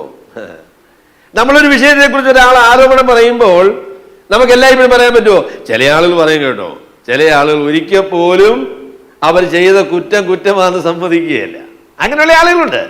പൗലോസ് ഈ വിഷയത്തെ പരിശോധിച്ച് നോക്കിയപ്പോൾ അതിൽ തൻ്റെ നിലപാട് ശരിയായിരുന്നു എന്നുള്ള കാര്യം എനിക്ക് ബോധ്യപ്പെട്ടു. പരിശോധിച്ച് നോക്കിയപ്പോൾ നമ്മളെ നിലപാട് ശരിയല്ല എന്ന് നമുക്ക് ബോധ്യപ്പെട്ടാലോ എന്താ ചെയ്യേണ്ടത്? അതിന് ദൈവസന്നിധിയിൽ നമുക്ക് പരിഹാരമുണ്ടല്ലോ. ഞാൻ പറയാം, നമുക്ക് അങ്ങനെ പ്രശ്നം ഉണ്ടായാൽ, അല്ലെങ്കിൽ അങ്ങനെ ഒരു പരാതി ഉണ്ടായാൽ നമുക്ക് ചെയ്യാവുന്ന കാര്യം, പരിശോധിച്ചതിന് ശേഷം കുറ്റക്കാരാണെന്ന് ബോധ്യപ്പെട്ടു എന്ത് ചെയ്യണം മനു സഹോദര? കുറ്റക്കാരനാണെന്ന് സമ്മതിക്കണം. അതാ ചെയ്യേണ്ടത്. നിങ്ങൾ പറഞ്ഞത് സത്യമാണ്. നിങ്ങൾ എൻ്റെ നേരെ ഉപയോഗിച്ചതായിരിക്കുന്ന ഈ ആരോപണത്തിൽ ഞാൻ കുറ്റക്കാരനാണോ എന്ന് എനിക്ക് ബോധ്യപ്പെട്ടിരിക്കുന്നു. അതുകൊണ്ട് എൻ്റെ സഹോദരങ്ങളെ, ഞാനതിൽ അനുതപിക്കുന്നു, ഞാൻ ദൈവസന്നിധിയിൽ ക്ഷമ ചോദിക്കുന്നു, ഞാൻ രമ്യപ്പെടുന്നു, എൻ്റെ കുറ്റം സമ്മതിക്കുന്നു എന്ന് പറയണം. രണ്ടാമത്, ജോർഡൻ പീറ്റേഴ്സൺ എന്ന് പറയുന്നതായിരിക്കുന്ന ഒരു അവിശ്വാസിയാണ് കേട്ടോ. നല്ല കാര്യങ്ങൾ പറയുന്ന ഒരു അവിശ്വാസിയാണ്. അദ്ദേഹത്തിൻ്റെ ഒരുപാട് വീഡിയോസ് യൂട്യൂബിലുണ്ട്. നിങ്ങൾ കേൾക്കുന്നത് ചെറുപ്പക്കാരായിരിക്കുന്ന പിള്ളേർക്ക് നല്ലതാണ്. അദ്ദേഹം പറയുന്ന കാര്യം ബൈബിളിനെ ആസ്പദമാക്കിയെങ്കിലും ബൈബിൾ വിശ്വസിക്കുന്ന ആളല്ല. അങ്ങനെ ഒരു വിചിത്ര ജീവിയാണ് ആ മനുഷ്യൻ. ജോർഡൻ പീറ്റേഴ്സൺ എന്നാണ് അദ്ദേഹത്തിൻ്റെ പേര്. അദ്ദേഹം പറഞ്ഞൊരു പ്രസ്താവന പറയാം, നിങ്ങൾ കുറ്റക്കാരല്ലെങ്കിൽ ദൈവത്തെ ഓർത്ത് ക്ഷമ ചോദിക്കരുത് എന്ന് പറഞ്ഞു. അത് നല്ല പ്രസ്താവനയല്ലേ? ഈ പ്രശ്നം തീർക്കാൻ വേണ്ടി നമുക്ക് എന്ത് ചെയ്യാം? ഞാനങ്ങ് ക്ഷമ ചോദിച്ചേക്കാം. അത് ചെയ്യരുത്, ശരിയല്ല. നിങ്ങൾ കുറ്റക്കാരല്ലെങ്കിൽ ദൈവത്തെ ഓർത്ത് ക്ഷമ ചോദിക്കരുത്. നിങ്ങൾ ചെയ്തതായിരിക്കുന്ന കാര്യം നിങ്ങൾ വിശദീകരിക്കണം. അതിനുള്ളതായിരിക്കുന്ന ന്യായങ്ങൾ നിങ്ങൾ നിരത്തണം. ആ നിലപാട് നിങ്ങൾ നിലനിർത്തണം. അതിനുവേണ്ടി നിങ്ങൾ പോരാട്ടം കഴിക്കണം. അത് വളരെ ആവശ്യമായിരിക്കുന്ന കാര്യമാണ്. ചെയ്തത് തെറ്റില്ലെങ്കിൽ തെറ്റാണെന്ന് പറയരുത്. അത് ആ നിലയിൽ ക്ഷമാപണത്തിനുള്ളതായിരിക്കുന്ന ആവശ്യവുമില്ല. എന്നാൽ ചെയ്തത് തെറ്റാണ് എങ്കിൽ ന്യായീകരിച്ചിട്ട് യാതൊരു കാര്യവുമില്ല കേട്ടോ. തൻ്റെ പാപങ്ങൾ മറച്ചു വയ്ക്കുന്ന മനുഷ്യന് ശുഭം വരികയില്ല. തൻ്റെ അപരാധങ്ങൾ മറച്ചു വയ്ക്കുന്നയാളിന് ശുഭം വരികയില്ല. ഒരു മനുഷ്യൻ്റെ ധൈര്യം എന്ന് പറയുന്നത്, ദൈവം മുൻപാകെയുള്ള വിനയം എന്ന് പറയുന്നത് എന്താണെന്ന് ചോദിച്ചാൽ, ചെയ്തത് കുറ്റമാണ് എങ്കിൽ അത് സമ്മതിക്കാനുള്ളതായിരിക്കുന്ന മനസ്സാണ്. അത് വളരെ കുറച്ച് ആളുകൾക്കേ ഉള്ളൂ കേട്ടോ. നമ്മൾ കമന്ന് വീണാലും മലർന്നു വീണാലും എല്ലാം അതിനെ ന്യായീകരിക്കും. ഞാൻ അതുകൊണ്ടാണ് പറഞ്ഞത്, ഇതുകൊണ്ടാണ് പറഞ്ഞത്, ഇതിന്നതാണ് എന്നൊക്കെ പറഞ്ഞ് എൻ്റെ പോലെ യെസ് ഓർ നോ എന്ന് മറുപടി പറയണമെന്ന് പറഞ്ഞ് ചോദ്യം ചോദിച്ചാൽ രാഷ്ട്രീയക്കാരൻ എന്ന് പറയും. യെസ് ഓർ നോ ചോദ്യമാണ്. നിങ്ങൾ ഇതിൽ കുറ്റക്കാരനാണോ അതോ കുറ്റക്കാരനല്ലയോ? ആണെങ്കിൽ ഉവ്വ എന്നും അല്ലെങ്കിൽ ഇല്ല എന്നും പറയുക. അദ്ദേഹം ഒരു 10 മിനിറ്റ് എടുത്തേ അതിന് വർത്താനം പറയുകയുള്ളൂ. അവസാനത്ത് കഴിയുമ്പോൾ അദ്ദേഹം കുറ്റക്കാരനല്ലെന്ന് പറയുകയല്ല, കുറ്റക്കാരനാണെന്ന് പറയില്ല. ഈ രാഷ്ട്രീയ വിശ്വാസികൾക്ക് ആവശ്യമുണ്ടോ? അതിനാവശ്യമില്ലെന്നേ. നമ്മൾ ചെയ്ത കാര്യം കുറ്റമാണ് എങ്കിൽ നമ്മളത് സമ്മതിക്കുക. കുറ്റമല്ലെങ്കിൽ ചെയ്തതിനുള്ളതായിരിക്കുന്ന വിശദീകരണം പറയുക. ഇതാണ് ദൈവമക്കളുടെ രീതി എന്ന് പറയുന്നതാണ്. അതിനുള്ളതായിരിക്കുന്ന വിനയം, അതിനുള്ളതായിരിക്കുന്ന സുബോധം, അതിനുള്ളതായിരിക്കുന്ന ദൈവഭയം നമുക്കുണ്ടാകേണ്ടത് ആവശ്യമാണ്. സഹോദരന്മാരെന്നുള്ള വാക്കില്ല കേട്ടോ, നേരത്തെ പറഞ്ഞ സഹോദരന്മാരെ ഞാൻ എവിടെയും കൊണ്ടുവന്നേ ഉള്ളൂ. ഞങ്ങൾ ലോകത്തിൽ വിശേഷാൽ നിങ്ങളോട് ജഡജ്ഞാനത്തിലല്ല ദൈവകൃപയിൽ അത്രേ ദൈവം നൽകുന്ന വിശുദ്ധിയിലും നിർമ്മലതയിലും പെരുമാറിയിരിക്കുന്നു എന്ന് ഞങ്ങളുടെ മനസ്സാക്ഷിയുടെ സാക്ഷ്യം തന്നെ ഞങ്ങളുടെ പ്രശംസ. പൗലോസ് പറഞ്ഞപ്പോൾ പറഞ്ഞു, നിങ്ങൾ ഞങ്ങളുടെ നേരെ ആരോപണം ഉന്നയിച്ചപ്പോൾ ഞങ്ങൾ നിങ്ങളോട് പ്രതികരിച്ചതെന്ന് പറയുന്നത് ജഡജ്ഞാനത്തിലല്ല. അപ്പം അതിൻ്റെ മുൻ സഹോദരങ്ങളെ, ഞാനത് അടിവരയിട്ട് പറയട്ടെ, ഒരു പ്രശ്നം ഉണ്ടാകുമ്പോൾ രണ്ട് തരത്തിൽ പ്രതികരിക്കാൻ പറ്റും കേട്ടോ. ഒന്ന്, ലൗകികമായിട്ട് സാധാരണ മനുഷ്യര്, പാപികളായിരിക്കുന്ന ആളുകൾ, ദൈവഭയമില്ലാത്ത മനുഷ്യര്, ദൈവവചനം അറിവില്ലാത്ത ആളുകൾ പ്രതികരിക്കുന്ന പോലെ പ്രതികരിക്കാം. അല്ലെങ്കിൽ നമുക്ക് ദൈവകൃപയിൽ പ്രതികരിക്കാം. അതാണ് ഭക്തന്മാരുടെ ലക്ഷണം. എന്താണെന്ന് ചോദിച്ചാൽ, പ്രതികരണമെന്ന് പറയുന്നത് ജഡജ്ഞാനത്തിലല്ല, ജഡത്തിൽ നിന്നല്ല. എൻ്റെ പൊന്നു സഹോദരങ്ങളെ, ഞാൻ നിങ്ങളോട് ചോദിക്കട്ടെ, നിങ്ങൾ പ്രശ്നങ്ങളെ നേരിടുന്നത് എങ്ങനെയാണ്? അത് ജഡത്തിൽ നിന്നാണോ അതോ ആത്മീകന്മാർക്ക് യോജ്യമായ രീതിയിൽ ദൈവകൃപയിൽ നിന്നാണോ പ്രതികരിക്കുന്നത്? അത് വളരെ പ്രധാനപ്പെട്ടതായിരിക്കുന്ന ചോദ്യമാണ്. ഞങ്ങൾ ജഡജ്ഞാനത്തിലല്ല, ദൈവകൃപയിൽ അത്രേ നിങ്ങളോട് പെരുമാറിയിരിക്കുന്നു. ഞാനത് കുറച്ചുകൂടെ നമ്മളെ വർത്തമാനകാലത്ത് പറയുന്ന ഒരു ഭാഷയിൽ പറയാം. ദൈവകൃപയിലാണ് പ്രതികരിച്ചതെന്ന് പറഞ്ഞാൽ ഗോസ്പൽ സെൻറ്റേർഡ് ആയിട്ടാണ് പ്രതികരിച്ചതെന്ന്. I responded to this problem in a gospel centered way. സുവിശേഷത്തിന് അനുസൃതമായ രീതിയിൽ അങ്ങനെയാണ് പ്രതികരിച്ചത്. ജിബിൻ സഹോദരനോടും ചോദിക്കാം, സഹോദര, നമ്മുടെ പ്രതികരണം എന്ന് പറയുന്നത് ആത്മീകന്മാരുടെ പ്രതികരണമാണോ ജഡീകമായ പ്രതികരണമാണോ? സാധാരണ എളുപ്പമുള്ള കാര്യം എന്താണെന്ന് ചോദിച്ചാൽ, എന്താ എളുപ്പം? എന്താണ് എളുപ്പം സഹോദര? എൻ്റെ പോലെ എന്തെങ്കിലും പ്രശ്നം ഉണ്ടാകുമ്പോൾ ചാടി എഴുന്നേറ്റ് നമുക്ക് പെട്ടെന്ന് വന്നതായിരിക്കുന്ന വികാരത്തിൽ നിന്ന് വായിൽ തോന്നിയത് പറയുക, അതല്ലേ നമുക്ക് എളുപ്പമുള്ളതായിരിക്കുന്ന കാര്യം എന്ന് പറയുന്നത്. ഭാര്യാഭർത്താക്കന്മാർ തമ്മിലുള്ള വഴക്കിനെ കുറിച്ചും പറയാം. എത്രയും വേഗം മറുപടി പറയാൻ കഴിയുന്നു എന്നുള്ളതാണ് പലപ്പോഴും ഭാര്യാഭർത്താക്കന്മാർ വിജയമായിട്ട് വിചാരിക്കുന്നതാണ്. അതിനെന്താ പറയുന്നത്? ചുട്ട കോഴി പറക്കുന്ന രീതിയിൽ എന്ന് പറയുന്നത് ചുട്ട മറുപടി എന്നൊക്കെ പറയും. പറഞ്ഞു തീർന്നില്ല, അതിനു മുമ്പേ മറുപടി വന്നു, അതാണ് വിജയം, അല്ലേ? അങ്ങനെയല്ലേ? രാജി സഹോദരിക്ക് ചിരി വരുന്നു. അയ്യോ, അതാണ് നമ്മുടെ വിജയമാണ് നമ്മൾ വിചാരിക്കുന്നത്. ചുട്ട മറുപടി എന്നാ പറയുന്നത്. ഉടനെ തന്നെ നമ്മൾ മറുപടി പറഞ്ഞില്ല. ചില ആളുകളെ കുറിച്ച് ഒരു സഹോദരി പറഞ്ഞൊരു പ്രസ്താവന ഞാൻ പറയും. അവർക്ക് ഈ ബുദ്ധിയും ഹൃദയവും അല്ല വായും തമ്മിൽ യാതൊരു ഫിൽറ്ററും ഇല്ല. മനസ്സിൽ എന്തെങ്കിലും വന്നാൽ ഉടനെ വായിൽ കൂടെ വരും. അയ്യോ, അതൊരു അപകടമാണ് കേട്ടോ. You have to have a filter between your thinking and your mouth. പറയുന്നതിന് മുന്നേ ചിന്തിക്കണം. വായിത്താൽ മനസ്സിൽ തോന്നുന്നത് ഉടനെ പറയരുത്. അത് പറഞ്ഞാൽ പ്രയോജനകരമാണോ ഇല്ലയോ എന്ന് ചിന്തിക്കണം. പൗലോസ് പറഞ്ഞു, സഹോദരന്മാരെ, ഞങ്ങൾ നിങ്ങളോട് ഇടപെട്ടത് ജഡജ്ഞാനത്തിലല്ല, ഞങ്ങളുടെ ജഡീക വികാരത്തിൽ ഞങ്ങൾക്ക് തോന്നിയ നിലയിൽ ഞങ്ങൾക്ക് പ്രതികരിക്കുവാൻ ലോകത്തുള്ള മനുഷ്യരെ പോലെ പ്രതികരിക്കുന്ന ഒരു നിലയിലല്ല ഞങ്ങൾ നിങ്ങളോട് പ്രതികരിച്ചത്, പിന്നെയോ ദൈവകൃപയിൽ അത്രേ പ്രതികരിച്ചത്. അല്ലേ എൻ്റെ പൊന്നു സഹോദരങ്ങളെ? അതാണ് നമുക്കുള്ള വിളി കേട്ടോ. നമ്മൾ ദൈവഹിതപ്രകാരം സുവിശേഷത്തിന് അനുസൃതമായ രീതിയിൽ മനുഷ്യരോട് ഇടപെടണം, പെരുമാറണം, പ്രശ്നങ്ങളെ നേരിടണം എന്നാണ് ദൈവത്തിന്റെ വചനം നമ്മളോട് പറയുന്നത്. ഗോസ്പലിനെ കുറിച്ച് കൂടുതൽ പറയുന്ന ആളുകളോട് ഞാൻ അടിവരയിട്ട് പറയാം, നിങ്ങൾ ഗോസ്പൽ സെന്റേഡ് എന്ന് പറയുന്ന ആളുകളാണ് എങ്കിൽ ഗോസ്പൽ സെന്റേഡായിട്ട് പ്രതികരിക്കുവാനുള്ളതായിരിക്കുന്ന കടപ്പാട് നിങ്ങൾക്കുണ്ട്. സുവിശേഷത്തിന് അനുസൃതമല്ലാത്ത രീതിയിൽ പ്രതികരിച്ചതിന് ശേഷം ഞങ്ങൾ ഗോസ്പൽ സെന്റേഡ് ആൾക്കാരാണ്. അതിനകത്ത് എന്താ ഗോസ്പൽ സെന്റേഡിനെസ് ഇരിക്കുന്നത്? എന്റെ പൊന്നു സഹോദരങ്ങളെ, സുവിശേഷത്തിന് അനുസൃതമായ രീതിയിൽ കർത്താവായ യേശുക്രിസ്തുവിന് ചേരുന്ന നിലയിൽ വിശ്വാസികൾക്ക് യോജ്യമായ രീതിയിൽ ദൈവവചനത്തിന്റെ പ്രതികരണത്തിന് അതിനെ യോജിക്കുന്ന നിലയിൽ വേണം പെരുമാറാനായിട്ട്. അതാണ് ഭക്തനും അഭക്തനും തമ്മിലുള്ള വ്യത്യാസം കേട്ടോ. ജഡജ്ഞാനത്തിലല്ല, സാധാരണ മനുഷ്യർ പ്രതികരിക്കുന്നത് പോലെയല്ല, ഞങ്ങളുടെ ഹൃദയത്തിൽ പെട്ടെന്ന് തോന്നിയതുപോലെയുമല്ല. അത് ഞങ്ങൾ ദൈവസന്നിധിയിൽ പരിശോധിച്ച് സ്വർഗത്തിലെ ദൈവം ഭക്തന്മാർക്ക് നൽകുന്നതായിരിക്കുന്ന കൃപയനുസരിച്ച് ജീവിതത്തെ നിയന്ത്രിക്കുവാൻ, പ്രശ്നങ്ങളെ നേരിടുവാൻ ദൈവം തരുന്നതായിരിക്കുന്ന പരിജ്ഞാനവും ദൈവകൃപയുടെ സുവിശേഷത്തിന്റെ ശക്തിയും അനുസരിച്ച് ദൈവഹിതപ്രകാരം അത്രേ ഞങ്ങൾ നിങ്ങളോട് പെരുമാറിയിരിക്കുന്നു. അയ്യോ, എത്ര നല്ല കാര്യമല്ലേ! ഞാൻ ക്ഷമ ചോദിക്കുന്ന കാര്യത്തിൽ എളുപ്പമുള്ള ഒരാളാകട്ടോ. അപ്പോൾ എന്നോട് ഒരാൾ പറഞ്ഞൊരു പ്രസ്താവന എനിക്കിഷ്ടമായി. സഹോദര, ക്ഷമ ചോദിക്കുന്നതിനുള്ള എളുപ്പം ദോഷം ചെയ്യാതിരിക്കുന്നതിനുള്ള എളുപ്പമായിട്ട് മാറ്റുന്നത് നല്ലതല്ലേ എന്ന് ചോദിച്ചു. അത് നല്ല കാര്യമല്ലയോ? ഈ ക്ഷമ ചോദിക്കുന്ന കാര്യം ഞാൻ ചിലപ്പോൾ പ്രശംസയായിട്ട് പറഞ്ഞിട്ടുണ്ട്, ഞാൻ പെട്ടെന്ന് ക്ഷമ ചോദിക്കുന്ന ആളാണ്. അതുപോലെ സഹോദരൻ പറഞ്ഞു, എന്തിനാ ഈ ക്ഷമ ചോദിക്കുന്നത്? എന്തിനാ? ക്ഷമ ചോദിക്കാനുള്ള കാര്യം ചെയ്യാതിരുന്നാൽ ക്ഷമ ചോദിക്കണ്ടല്ലോ, അതൊരു നല്ല കാര്യമാകട്ടോ. ആ സഹോദരൻ എന്നോട് നല്ല ഉദ്ദേശത്തിൽ അല്ലത് പറഞ്ഞതെന്ന് എനിക്കറിയാം, എങ്കിലും അദ്ദേഹം പറഞ്ഞത് പരമാർത്ഥമാ. നമ്മുടെ ജീവിതത്തെ സൂക്ഷിക്കുവാൻ അതിനുള്ളതായ കടപ്പാട് നമുക്കുണ്ട്.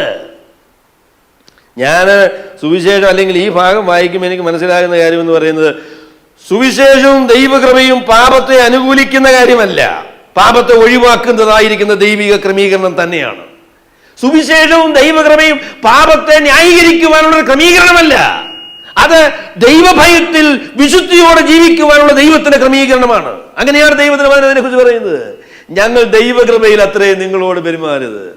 ദൈവകൃപയിലായതുകൊണ്ട് നിങ്ങൾ ചെയ്തതായിരിക്കുന്ന ദോഷസാരമില്ലെന്നോ ഞാൻ ചെയ്ത ദോഷസാരമില്ലെന്നോ എന്നൊന്നും പറഞ്ഞില്ല കേട്ടോ. സ്വർഗത്തിലെ ദൈവം നൽകുന്നതായിരിക്കുന്ന വിശുദ്ധിയിലും നിർമ്മലതയിലും അത്രേ ഞങ്ങൾ നിങ്ങളോട് പെരുമാറിയിരിക്കുന്നത്. നമ്മളുടെ പെരുമാറ്റത്തെക്കുറിച്ച്, നമ്മളുടെ വിമർശനത്തോടുള്ളതായിരിക്കുന്ന പ്രശ്നത്തോടുള്ളതായ സമീപനത്തെക്കുറിച്ച് പറയുമ്പോൾ പറയാം, ദൈവഹിതപ്രകാരം പ്രതികരിക്കുക, ദൈവകൃപയിൽ പ്രതികരിക്കുക. ഈ വിഷയത്തിൽ ഞാൻ കുറ്റക്കാരനല്ല, എൻ്റെ മനസാക്ഷിയുടെ മുൻപാകെ ഞാൻ ദൈവത്തിന്റെ മുൻപാകെ നിർമ്മലതയോടും വിശുദ്ധിയോടും കൂടെ ഈ വിഷയത്തിൽ ഇടപെട്ടിരിക്കുന്നു എന്നുള്ള ഉറപ്പ് പ്രാപിക്കുക. അതാണ് വിമർശനത്തെ നേരിടുവാനുള്ള ഒന്നാമത്തെ പടി എന്ന് പറയുന്നതാണ്. പ്രശ്നം വരുന്നുണ്ട്, എന്ത് ചെയ്യണം? ജീവിതങ്ങളെ പരിശോധിക്കണം. ആളുകൾ നമുക്കെതിരെ ആരോപണം പറഞ്ഞാൽ അതിനുള്ളതായിരിക്കുന്ന വസ്തുത, അതിനുള്ള സത്യസന്ധത എത്രത്തോളം ഉണ്ട് എന്ന് പരിശോധിച്ച്, പറഞ്ഞത് അസത്യമാണ് എങ്കിൽ സഹോദരൻ പറഞ്ഞത് ശരിയല്ല കേട്ടോ, ഞാൻ ഈ വിഷയത്തിൽ കുറ്റക്കാരനല്ല, ഞാൻ ദൈവത്തിന്റെ മുൻപാകെ, എൻ്റെ മനസാക്ഷിയുടെ മുൻപാകെ ഈ കാര്യങ്ങളെ ഞാൻ പരിശോധിച്ചു, അതിലെനിക്ക് നല്ല മനസാക്ഷിയുണ്ട്, എനിക്ക് ഈ വിഷയത്തിൽ ധൈര്യമുണ്ട്, ഞാൻ അന്യായമായിട്ട് പെരുമാറിയിട്ടില്ല എന്നുള്ള ആ ഒരു തീരുമാനം. അന്യായമായി പെരുമാറിയെങ്കിൽ അതിന് ക്ഷമ ചോദിക്കുന്ന ഒരു തീരുമാനം. ദൈവഹിതപ്രകാരം മനസാക്ഷിയുടെ മുൻപാകെ, ദൈവത്തിന്റെ മുൻപാകെ നിർമ്മലതയോടെ പെരുമാറിയിരിക്കുന്നു എന്നുള്ളതായിരിക്കുന്ന ആ ഒരു സമീപനമാണ് വിമർശനത്തിന് നേരെയുള്ളതായിരിക്കുന്ന നമ്മളുടെ ശരിയായ സമീപനം എന്ന് പറയുന്നതാണ്. അദ്ദേഹം പറഞ്ഞു, വിശുദ്ധിയിലും നിർമ്മലതയിലും ദൈവം നൽകുന്ന, എൻ്റെ പൊന്നു സഹോദരങ്ങളെ, ഞാൻ പറയാം, ശരിയായ പ്രതികരണം ജഡത്തിൽ നിന്ന് വരുന്നതല്ല കേട്ടോ, അത് സുവിശേഷത്തിൽ നിന്ന് വരുന്നതാണ്, അത് ദൈവം തരുന്നതാണ്, ദൈവത്തിന്റെ പരിശുദ്ധാത്മാവ് വരുത്തുന്നതാണ്.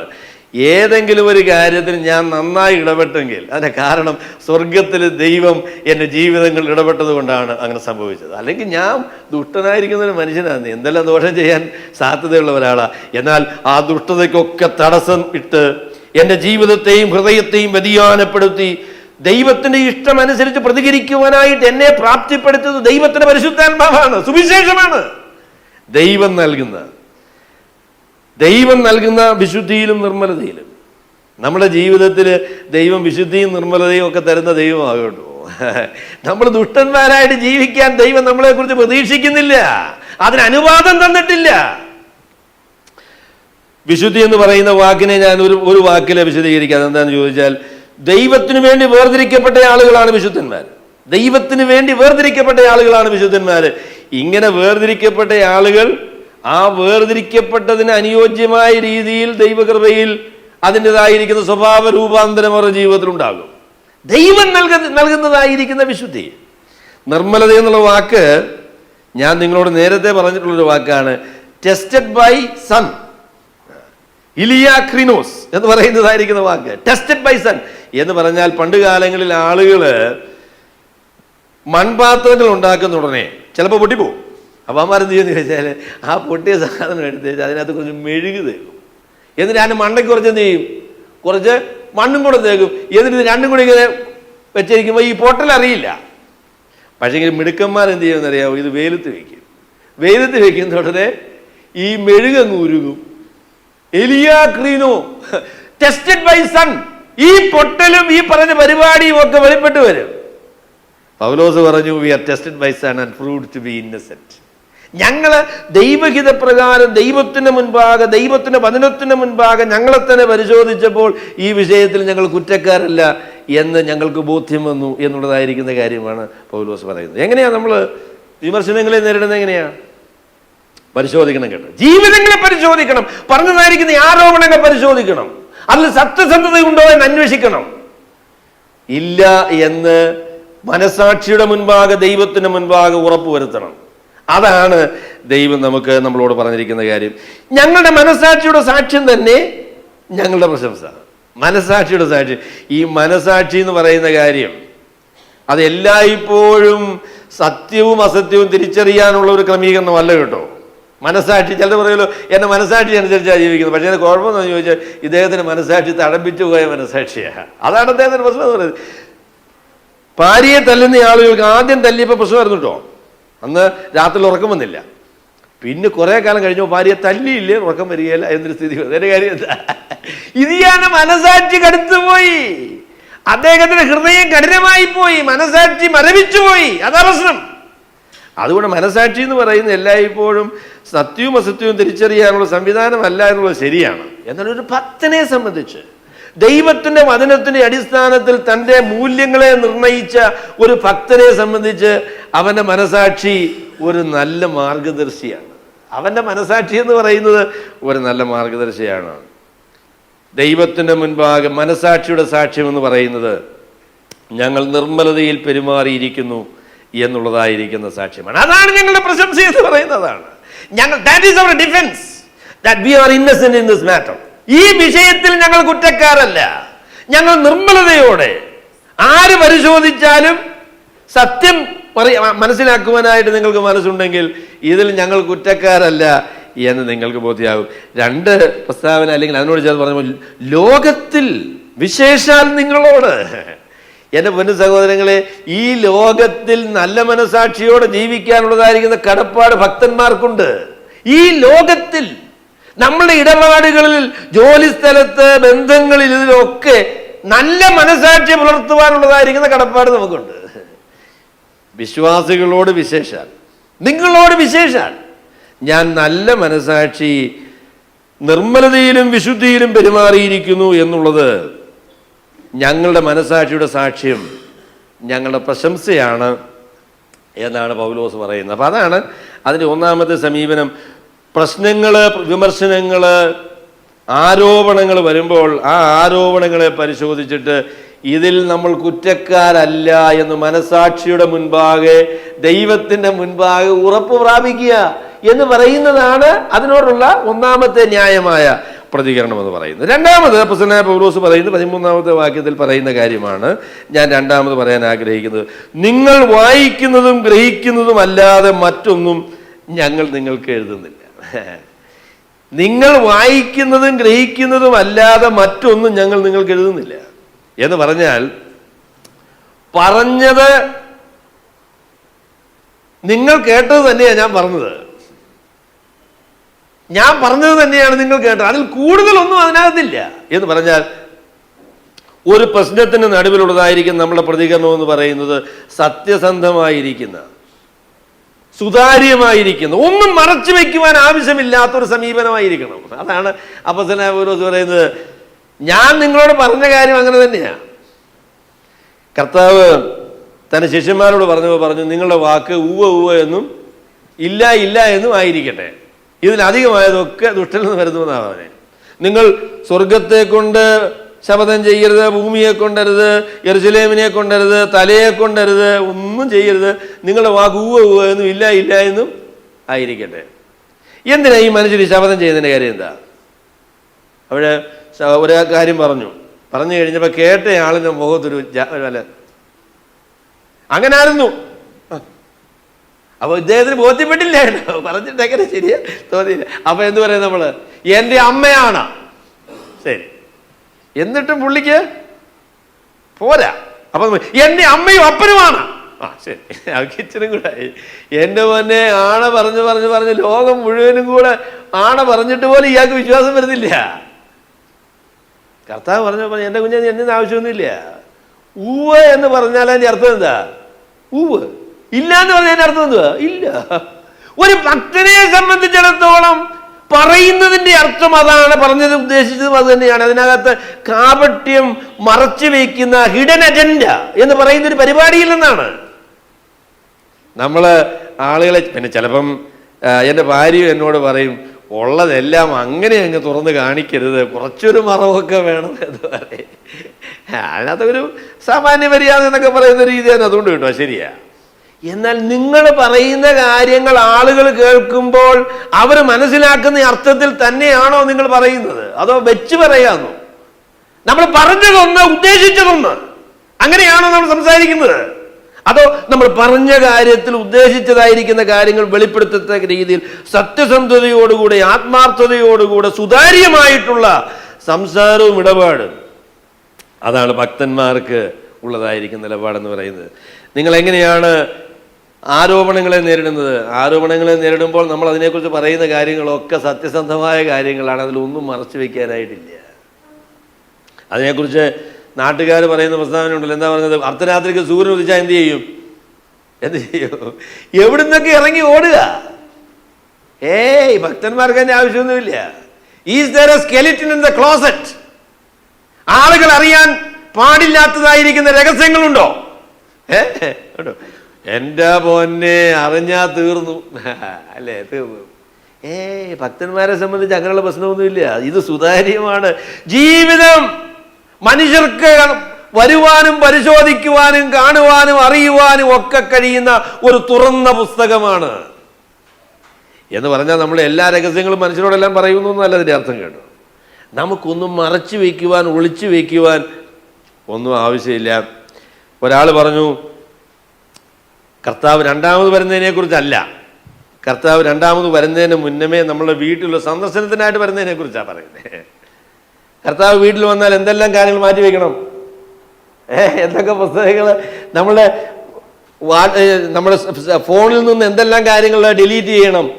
കർത്താവ് വന്നു, ഫോൺ കയ്യിലെടുത്തു. കർത്താവ് വെയിറ്റ് ഒന്ന് അല്പനേരം നിൽക്കണേ, ഞാൻ ഒന്ന് രണ്ട് കാര്യങ്ങൾ അതിൻ്റെ ഹിസ്റ്ററി നോക്കിയാൽ ബുദ്ധിമുട്ടാ ഡിലീറ്റ് ചെയ്യണം. എൻ്റെ പൊന്നു സഹോദരങ്ങളെ, സുതാര്യമായ ജീവിതം എന്ന് പറയുന്നത് മറച്ചു വയ്ക്കുവാൻ ആവശ്യമില്ലാത്ത, ആളുകൾ അറിഞ്ഞാൽ ഭയപ്പെടുവാൻ ആവശ്യമില്ലാത്ത സുതാര്യമായ എന്ന് പറഞ്ഞാൽ നമ്മളെ ജീവിതത്തിലൊന്നും പാപങ്ങളൊന്നും വന്നിട്ടില്ലെന്നും അല്ല ഈ പറയുന്നത്. കേട്ടോ, ദൈവത്തിന് മുൻപാകെ നമ്മുടെ ചില പാപങ്ങൾ മനുഷ്യൻ അറിയുന്നില്ല എന്നുള്ളത് ഓർത്ത് ദൈവത്തിന് സ്തോത്രം. അപ്പം അതിനെക്കുറിച്ച് ഒരാൾ പറഞ്ഞു, എന്നെക്കുറിച്ചുള്ള എല്ലാ കാര്യങ്ങളും നിങ്ങൾക്ക് അറിയാമായിരുന്നെങ്കിൽ നിങ്ങൾ എൻ്റെ പ്രസംഗം കേൾക്കുകയില്ലായിരുന്നു. കേട്ടോ, ഞാൻ സത്യമായിട്ട് പറയാം, എന്നെക്കുറിച്ചുള്ള എല്ലാ രഹസ്യങ്ങളും നിങ്ങൾക്ക് അറിയാമെങ്കിൽ നിങ്ങൾ എൻ്റെ പ്രസംഗം കേട്ടോണ്ടിരിക്കില്ല. മറ്റിനി അടുത്ത സെന്റൻസ് കൂടെ പറയണ്ടേ, നിങ്ങളുടെ കാര്യങ്ങളെ കുറിച്ച് എല്ലാം എനിക്കറിയാമായിരുന്നു, നിങ്ങളോട് ഞാൻ പ്രസംഗിക്കുകയില്ല. ജീവിതത്തിന്റെ എല്ലാ രഹസ്യങ്ങളും എനിക്കറിയാമെങ്കിൽ നിങ്ങളോട് എനിക്ക് പ്രസംഗിക്കാൻ പറ്റുകയില്ല. നമ്മുടെ പാപങ്ങളെ മറയ്ക്കുന്ന സ്വർഗത്തിലെ ദൈവത്തിന്റെ കരുണയ്ക്കായിട്ട് നന്ദിയോടെ സ്തോത്രം. അതിക്രമങ്ങൾ ക്ഷമിച്ചും പാപങ്ങൾ മറച്ചും കിട്ടിയ മനുഷ്യൻ ഭാഗ്യവാൻ. ദൈവം നമ്മുടെ അകൃത്യങ്ങളെയും പാപങ്ങളെയും ഒക്കെ മറയ്ക്കുന്ന, അതിനെ ക്ഷമിക്കുന്ന, അതിൽ നിന്ന് വിടുതൽ നൽകുന്നതായിരിക്കുന്ന ദൈവമാണ്. അത് ശരിയാകട്ടോ. എന്നാൽ ജീവിതത്തിന് സുതാര്യത എന്ന് പറഞ്ഞൊരു കാര്യമുണ്ട്. ഞങ്ങൾ പറയുന്നത് തന്നെയാണ് നിങ്ങൾ ഗ്രഹിക്കുന്നത്, നിങ്ങൾ ഗ്രഹിക്കുന്നത് തന്നെയാണ് പറയുന്നത്.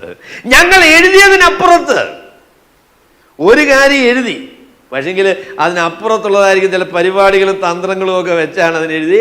പൗലോസ് പറഞ്ഞു അങ്ങനെയൊന്നുമില്ല, എഴുതിയത് മാത്രമേ ഉള്ളൂ, അതിനകത്ത് അതിൽ കൂടുതലൊന്നുമില്ല. അതെത്ര മനോഹരമായ ഒരു സമീപനമാണ്.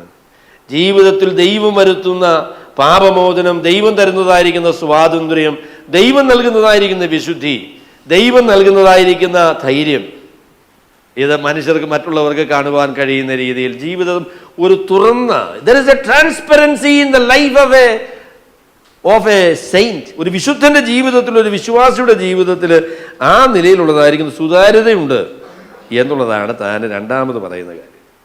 I have nothing to hide. വിമർശനങ്ങളെ എങ്ങനെയാണ് നമുക്ക് നേരിടാൻ പറ്റുന്നത്? നമുക്ക് പറയാനുള്ള സഹോദരൻ, ഞാൻ ഒന്നും മറച്ചു വെച്ചിട്ടില്ല കേട്ടോ. ഈ വിഷയത്തിലുള്ളതായിരിക്കുന്ന എൻ്റെ നിലപാടും എൻ്റെ പ്രസ്താവനകളും ഇടപാടുകളും എല്ലാം സുതാര്യമായിരിക്കുന്ന കാര്യമാണ്. ഞാൻ ഒന്നും മറച്ചു വെച്ച് നിങ്ങൾക്കൊരു ധാരണ ഉണ്ടാക്കുവാനുള്ളതായിരിക്കുന്ന പരിശ്രമത്തിൽ എന്നെക്കുറിച്ച് ഞാൻ ഒന്നും മറച്ചു വെച്ച് പറഞ്ഞിട്ടില്ല. അങ്ങനെ പറയാൻ സാധിച്ചാൽ ഒരു വലിയ ഭക്തിയാണ് കേട്ടോ. അതെത്രയോ മനോഹരമായിരിക്കുന്ന ഒരു കാര്യമാണ്. ശരി, മൂന്നാമത് അപ്പോസ്തലനായ പൗലോസ് പറയുന്നതായിരിക്കുന്ന കാര്യം, ഒന്നാമത് താൻ പറഞ്ഞത് പ്രശ്നങ്ങളെ പരിശോധിച്ചിട്ട് ഇതിൽ താൻ കുറ്റക്കാരനല്ല എന്ന് മനസാക്ഷിയുടെ മുൻപാകെ എനിക്ക് സാക്ഷ്യമുണ്ട് എന്നുള്ളതാണ് താൻ ആദ്യമേ പറയുന്നത്. രണ്ട് പറയുന്നത്, ഈ വിഷയത്തെ സംബന്ധിച്ച് നിങ്ങൾ പറയുന്നതായിരിക്കുന്ന ആരോപണങ്ങളെയും പ്രശ്നങ്ങളെയും ഒക്കെ സംബന്ധിച്ച് ഞാൻ പറയുന്ന കാര്യങ്ങൾ ഒരു മറവുമില്ല, അതിൽ ഒന്നും ഒളിച്ചു വെച്ചല്ല ഞാൻ പറയുന്നത്, സുതാര്യമായിട്ട് തന്നെയാണ് ഈ വിഷയത്തെ ഞാൻ കൈകാര്യം ചെയ്യുന്നത് എന്നുള്ളതാണ് രണ്ടാമത് താൻ പറയുന്നത്. മൂന്നാമത് താൻ പറയുന്നത്, നമ്മുടെ കർത്താവായ യേശുവിൻ്റെ നാളിൽ നിങ്ങൾ ഞങ്ങൾക്കെന്ന പോലെ ഞങ്ങൾ നിങ്ങൾക്കും പ്രശംസയാകുന്നു എന്ന് നിങ്ങൾ ഞങ്ങളെ ഏറെക്കുറെ ഗ്രഹിച്ചതുപോലെ അവസാനത്തോളം ഗ്രഹിക്കും എന്ന് ഞാൻ ആശിക്കുന്നു. മൂന്നാമത് അദ്ദേഹം പറയുന്ന കാര്യം എന്താണെന്ന് ചോദിച്ചാൽ, കർത്താവായ യേശു ക്രിസ്തുവിൻ്റെ നാളിൽ സകല രഹസ്യങ്ങളും വെളിപ്പെടുമ്പോൾ എന്നെ സംബന്ധിച്ചുള്ളതായിരിക്കുന്ന ഈ വിഷയത്തിൽ ദൈവത്തിന് പ്രശംസ വരുമാറ് അത് സത്യസന്ധമായി വെളിപ്പെടും എന്നുള്ളതായിരിക്കുന്ന കാര്യമാണ്. That is the confidence. കർത്താവിന്റെ ദിവസത്തിൽ എല്ലാ രഹസ്യങ്ങളും വെളിപ്പെടുത്തുന്ന, എല്ലാ മറവുകളും നീങ്ങിപ്പോകുന്ന, എല്ലാ പ്രകടനവും അവസാനിക്കുന്ന കർത്താവിന്റെ ദിവസത്തിൽ എൻ്റെ ജീവിതം ദൈവത്തിന് മുൻപാകെ ഒരു പ്രശംസയായിട്ട് തീരും. ദൈവത്തിന് മുൻപാകെ എനിക്ക് ലജ്ജിപ്പാൻ ഇടവരികയില്ല എന്നുള്ളതായിരിക്കുന്ന ധൈര്യമാണ് ആത്യന്തികമായിട്ട് പ്രതികൂലങ്ങളുടെയും പ്രശ്നങ്ങളുടെയും ആരോപണങ്ങളുടെയും ഒക്കെ നടുവിൽ നമുക്ക് പറയാനുള്ളത്. നമുക്ക് പറയാം, കുഞ്ഞെ, ഞാൻ പറയുന്ന കാര്യം നിനക്ക് വിശ്വസിക്കാനായിട്ട് ബുദ്ധിമുട്ടാണെങ്കിൽ ഞാൻ പറയാൻ ആഗ്രഹിക്കുന്നത്, സ്വർഗത്തിലെ ദൈവം കാര്യങ്ങളെയെല്ലാം വെളിപ്പെടുത്തുന്നതായിരിക്കും ഒരു ദിവസമുണ്ട്. അന്ന് ദൈവത്തിന് മുൻപാകെ ഞാൻ ചെയ്ത കാര്യം ശുദ്ധമാണ് എന്ന കാര്യം പ്രശംസയായിട്ട് കർത്താവ് പറയുന്ന ഒരു ദിവസം വരും. അതിനുവേണ്ടി കാത്തിരിക്കാമെന്ന് എനിക്ക് നിന്നോട് പറയാൻ പറ്റുള്ളൂ. I am confidence. എനിക്ക് സ്വർഗത്തിലെ ദൈവത്തിന്റെ മുൻപാകെ ധൈര്യമുണ്ട്. പ്രിയ സഹോദരങ്ങളെ, ഞാൻ പറയട്ടെ, നമ്മളെ കർത്താവിന് ആത്യന്തികമായിരിക്കുന്ന വെളിപ്പാടിനും നമ്മുടെ ജീവിതത്തെ വിലയിരുത്തുന്ന ആ ദിവസത്തിനും വേണ്ടി നോക്കി പാർക്കുന്നതായിരിക്കുന്ന ആളുകളാണ്. We can hide so many everything from the eyes of the people. ലോകത്തുള്ളതായിരിക്കുന്ന മനുഷ്യരുടെ കണ്ണുകളിൽ നിന്ന്, അറിവിൽ നിന്ന് കാര്യങ്ങളൊക്കെ മറച്ചു വെക്കാനായിട്ട് നമുക്ക് സാധിക്കും. അപ്പോസ്തലനായ പൗലോസ് 1 കൊരിന്ത്യർ 4-ാമത്തെ അധ്യായത്തിൽ പറഞ്ഞപ്പോഴും അങ്ങനെ തന്നെയാണ് പറഞ്ഞതല്ലേ. ഞാൻ എന്നെക്കുറിച്ച് തന്നെ ഞാൻ സാക്ഷ്യം പറഞ്ഞാലും എനിക്ക് ഒരു കുറ്റത്തെക്കുറിച്ച് ബോധമില്ല എന്ന് വന്നാലും അതിനാൽ ഞാൻ നീതിമാനെന്ന് വരികയില്ല. എന്നെ വിധിക്കുന്നത് കർത്താവാകുന്നു. സകലത്തെയും വെളിച്ചത്ത് കൊണ്ടിരുന്നതായിരിക്കുന്ന കർത്താവിന്റെ നാളിൽ അവൻ വിധിക്കുമ്പോൾ ഞാൻ നിർമ്മലനാണ്, അല്ലെങ്കിൽ ഈ വിഷയത്തിൽ കുറ്റക്കാരനല്ല എന്നുള്ള വെളിപ്പാടാണ് എനിക്ക് ധൈര്യം പകരുന്നത് എന്നാണ് അപ്പോസ്തലനായ പൗലോസ് പറയുന്നത്. പ്രിയമുള്ളവരെ, അത് വളരെ പ്രധാനപ്പെട്ടതായിരിക്കുന്ന കാര്യമാണ്. നമ്മുടെ കർത്താവായ യേശു ക്രിസ്തുവിന്റെ നാളിൽ നിങ്ങൾ ഞങ്ങൾക്ക് എന്ന പോലെ ഞങ്ങൾ നിങ്ങൾക്കും പ്രശംസയാകുന്നു എന്ന് നിങ്ങൾ ഞങ്ങളെ ഏറെക്കുറെ ഗ്രഹിച്ചതുപോലെ. അപ്പൊ ആ പ്രസ്താവന അപ്പോസ്തലനായ പൗലോസ് പറയുമ്പോൾ അദ്ദേഹം പറയുന്നതെന്ന് ചോദിച്ചാൽ, കൊരിന്ത്യയിലുള്ളതായിരിക്കുന്ന ആളുകൾക്ക് ഒരു പരിഗണന കൊടുത്തുകൊണ്ടുള്ളതായിരിക്കുന്ന ഒരു പ്രസ്താവനയാണ്. പൗലോസ് പറഞ്ഞു, നിങ്ങൾ എന്നെക്കുറിച്ച് ഇങ്ങനെ പറഞ്ഞെന്നൊക്കെയുള്ള കാര്യം ശരിയാണ്, എന്നാൽ സ്വർഗത്തിലെ ദൈവത്തിൽ എനിക്കുള്ള പ്രത്യാശ എന്താണെന്ന് ചോദിച്ചാൽ, കർത്താവിന്റെ നാളിൽ നിങ്ങളുടെ ജീവിതവും നിങ്ങളുടെ പ്രവർത്തനവും ഒക്കെ ഒരു പ്രശംസയായിട്ട് തീരും എന്നുള്ളതായിരിക്കുന്ന പ്രതീക്ഷയാണ് എനിക്കുള്ളത്. എനിക്ക് ചിലപ്പോൾ ഇല്ലാത്തൊരു കാര്യമാണ് കേട്ടോ. ചില ആളുകളെ കുറിച്ച് നമുക്കൊക്കെ പൊതുവെ മനുഷ്യന് വ്യത്യാസപ്പെടുമോ? എൻ്റെ ഭാര്യ എന്നോട് ചോദിക്കും, ചില ആളുകളെ കുറിച്ച് അഭിപ്രായം പറയും, അവൻ രക്ഷിക്കപ്പെട്ടവനല്ല എന്ന് പറയുമ്പോൾ ഭാര്യ ചിലപ്പോൾ പിണങ്ങും. എന്നിട്ട് എന്നോട് ചോദിക്കും, ആ മനുഷ്യന്റെ ജീവിതത്തിൽ ദൈവത്തിനൊരു വ്യതിയാനം വരുത്താൻ കഴിയുകയില്ലെന്നാണോ ഈ പറയുന്നത്? 10 വർഷം മുമ്പേ പറഞ്ഞത് ശരിയാണ്. ഈ 10 വർഷത്തിനുള്ളിൽ ദൈവം ഇദ്ദേഹത്തിന്റെ ജീവിതത്തിൽ ഒന്നും ചെയ്തിട്ടില്ല, അദ്ദേഹത്തെ വ്യത്യാസപ്പെടുത്തിയിട്ടില്ല എന്നുള്ളതായിരിക്കും നിലയിലാണോ സംസാരിക്കുന്നത്? ഭാര്യ പറഞ്ഞെനിക്ക് ഇഷ്ടപ്പെട്ടില്ലെങ്കിലും പറഞ്ഞത് ശരിയാ. എന്റെ പൊന്നു സഹോദരങ്ങളെ, മനുഷ്യരുടെ ജീവിതത്തിൽ ദൈവം പ്രവർത്തിക്കുന്നു, സുവിശേഷം മനുഷ്യരുടെ ജീവിതങ്ങളെ വ്യതിയാനപ്പെടുത്തുന്നു എന്നുള്ളതായിരിക്കുന്ന പ്രതീക്ഷയാണ് ക്രിസ്തീയ ജീവിതത്തിന്റെ പ്രതീക്ഷ എന്ന് പറയുന്നത്.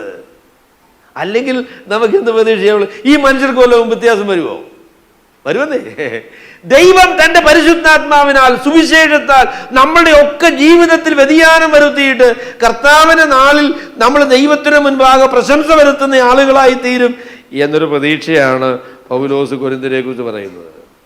തനിക്കെതിരെ ആരോപണം പറയുന്ന ആളുകളോട് അങ്ങനെ ഒരു സമീപനം എന്ന് പറയുന്നത് എന്തൊരു വിശാലതയാ അല്ലേ? കുഞ്ഞുങ്ങളെ, നിങ്ങളെ പറഞ്ഞു, നിങ്ങൾ പറഞ്ഞതൊക്കെ അന്യായമാണ്, അത് ശരിയായ കാര്യമല്ല, ഈ വിഷയത്തിൽ ഞാൻ കുറ്റക്കാരനല്ല എന്നൊക്കെയുള്ള ശരിയാണെങ്കിലും കർത്താവിൻ്റെ നാളിൽ നിങ്ങൾ ഞങ്ങൾക്ക് പ്രശംസയാകുമെന്നുള്ളതായിരിക്കുന്ന ഒരു പ്രതീക്ഷയാണ് എനിക്ക് ഉള്ളത്. എന്നാൽ അതിനേക്കാൾ പ്രാധാന്യമേറി അദ്ദേഹം പറയുന്ന കാര്യം എന്താണെന്ന് ചോദിച്ചാൽ, ആ ദിവസത്തിൽ ഞങ്ങൾ നിങ്ങൾക്ക് പ്രശംസയാകുന്നു എന്ന് നിങ്ങൾ മനസ്സിലാക്കും എന്ന് ഞാൻ പ്രതീക്ഷിക്കുന്നു. കർത്താവ് ജീവിതങ്ങളെ പരിശോധിക്കുന്നതായിരിക്കുന്ന സമയത്ത്, നമ്മളെ ജീവിതങ്ങളെ പരിശോധിക്കുമ്പോൾ കർത്താവ് നമ്മളുടെ പക്ഷത്താണ് എങ്കിൽ അതിനേക്കാളും മെച്ചമായിരിക്കുന്ന ഒരു കാര്യമുണ്ടോ? ഞാനും വേറൊരാളുമായിട്ട് വഴക്കുണ്ടാക്കി. വഴക്കെന്ന് പറഞ്ഞത് ആത്മീയമായ വഴക്കായതുകൊണ്ട് അങ്ങനെ വലിയ ബുദ്ധിമുട്ട് നിങ്ങൾ വിചാരിക്കണ്ട. അങ്ങനെ ഒരു വഴക്കാണ്. അവിടെ ഞാൻ പറയാം, ആ വഴക്കിലുള്ളതായിരിക്കുന്ന വിജയം എന്നാണ് ഞാൻ പറയാം. ആ വഴക്കിൽ കർത്താവ് എൻ്റെ പക്ഷത്തായിരുന്നു എന്നുള്ളതാണ് വിജയം. അങ്ങനെയാണെങ്കിൽ കർത്താവ് എൻ്റെ പക്ഷത്താണ്, ഞാൻ ജയിച്ചുട്ടോ. നിങ്ങൾ എത്ര കാര്യം പറഞ്ഞാലും നിങ്ങൾ തോറ്റു. കാര്യം എന്താണെന്ന് ചോദിച്ചാൽ, ഈ വിഷയത്തിൽ സത്യവും നീതിയും ന്യായവും അല്ലെങ്കിൽ കർത്താവ് നമ്മളുടെ പക്ഷത്തായിരുന്നു എന്നുള്ളതാണ് അതിൻ്റെ കാരണമെന്ന് പറയുന്നത്. പൗലോസ് അങ്ങനെയാണ് പറയുന്നത്. എൻ്റെ കുഞ്ഞുങ്ങളെ, നിങ്ങൾ ഇപ്പോൾ പറഞ്ഞാൽ ഒരു പക്ഷേ നിങ്ങൾ സമ്മതിക്കില്ല, നിങ്ങൾക്കത് സ്വീകരിക്കാനായിട്ട് പ്രയാസവുമാണ്. പക്ഷെ ഒരു കാര്യം ഞാൻ നിങ്ങളോട് പറയാം. അതെന്താണെന്ന് ചോദിച്ചാൽ, സകലത്തെയും വെളിച്ചത്താക്കുന്ന, സകലത്തെയും സത്യസന്ധമായിട്ട് വിധിക്കുന്ന സ്വർഗത്തിലെ ദൈവം തൻ്റെ പുത്രനായ യേശുക്രിസ്തുവിൽ കൂടെ നമ്മുടെ ജീവിതങ്ങളെ പരിശോധിക്കുന്നതായിരിക്കും ഒരു ദിവസമുണ്ട്. കർത്താവിൻ്റെ നാൾ എന്നാണ് അതിൻ്റെ പേര്. അന്ന് ഞങ്ങൾ നിങ്ങൾക്ക് പ്രശംസയായിരിക്കും എന്ന് ദൈവത്തിന് മുൻപാകെ ഞങ്ങൾക്ക് ധൈര്യമുണ്ട്. ഈ വിഷയത്തിൽ കുറ്റക്കാരല്ല, ദൈവം ഞങ്ങളുടെ പക്ഷത്താണ്. ദൈവം വെളിപ്പെടുത്തുമ്പോൾ നിങ്ങൾ ലജ്ജിക്കേണ്ടതായിട്ട് വരും. അതാണ് പൗലോസ് പറയുന്നത്. എങ്ങനെയാണ് നമുക്ക് ആരോപണങ്ങളെ, വിമർശനങ്ങളെ നേരിടാനായിട്ട് സാധിക്കുന്നത്? ആരോപണങ്ങളെയും വിമർശനങ്ങളെയും പരിശോധിച്ചിട്ട് ആ വിഷയത്തിൽ നമ്മൾ കുറ്റക്കാരല്ല എന്ന് മനസാക്ഷിയുടെ മുൻപാകെ, ദൈവത്തിന് മുൻപാകെ നമുക്ക് ഉറപ്പുവരുത്താനായിട്ട് സാധിക്കണം. 2, ഈ വിഷയത്തിൽ നമുക്ക് ഒളിച്ചു വയ്ക്കാനും മറച്ചു വയ്ക്കുവാനും ഉള്ളതായിരിക്കുന്ന കാര്യങ്ങളൊന്നുമില്ല. സത്യസന്ധമായ രീതിയിൽ, സുതാര്യമായ രീതിയിലാണ് ഈ വിഷയത്തിൽ ഇടപെട്ടിരിക്കുന്നത് എന്ന് നമുക്ക് ധൈര്യമായിട്ട് പറയാനായിട്ട് സാധിക്കണം. 3, സകലത്തെയും വെളിപ്പെടുത്തുന്നതായിരിക്കുന്ന കർത്താവിൻ്റെ ദിവസം എന്ന് പറയുന്ന ഒരു ദിവസമുണ്ട്. അത് സകലതും ദൈവം വെളിച്ചത്താക്കും. ആ അവസരത്തിൽ സ്വർഗത്തിലെ ദൈവം എൻ്റെ നിലപാട് വെളിപ്പെടുത്തുകയും അത് ദൈവനാമത്തിന് മഹത്വമായി തീരുകയും ചെയ്യും എന്നുള്ളതായിരിക്കുന്ന ഉറപ്പ് എനിക്കുണ്ട്. നമുക്ക് ലോകത്തുള്ള സകല മനുഷ്യരെയും മറച്ചു വയ്ക്കാനായിട്ട് സാധിക്കും. നന്നായി സംസാരിക്കാൻ അറിയാവുന്നയാളാണെങ്കിൽ ന്യായീകരിക്കാനും കഴിയും. പക്ഷെങ്കിൽ ദൈവത്തിൻ്റെ മുൻപാകെ ഒരിക്കലും അത് സാധിക്കുകയില്ല. സകലതും അവൻ്റെ മുൻപാകെ നഗ്നവും മലർന്നതുമായിരിക്കുന്നു. അവനോടാകുന്നു നമുക്ക് കാര്യമുള്ളത്. ആ ദിവസത്തിൽ നമ്മുടെ ജീവിതങ്ങളെ ദൈവം പരിശോധിച്ച് അതിന് വിലയിടുന്ന, അല്ലെങ്കിൽ അതിൻ്റെ സത്യസന്ധത വെളിപ്പെടുത്തുന്നതായിരിക്കുന്ന അവസരത്തിൽ ദൈവസന്നിധിയിൽ നമുക്ക് ധൈര്യമുണ്ടാകും എന്നുള്ളതായിരിക്കുന്ന ആ കാര്യം, അതാണ് നമുക്ക് ആത്യന്തികമായിട്ട് ധൈര്യമായിട്ട് പറയാനായിട്ട് സാധിക്കുന്നത്.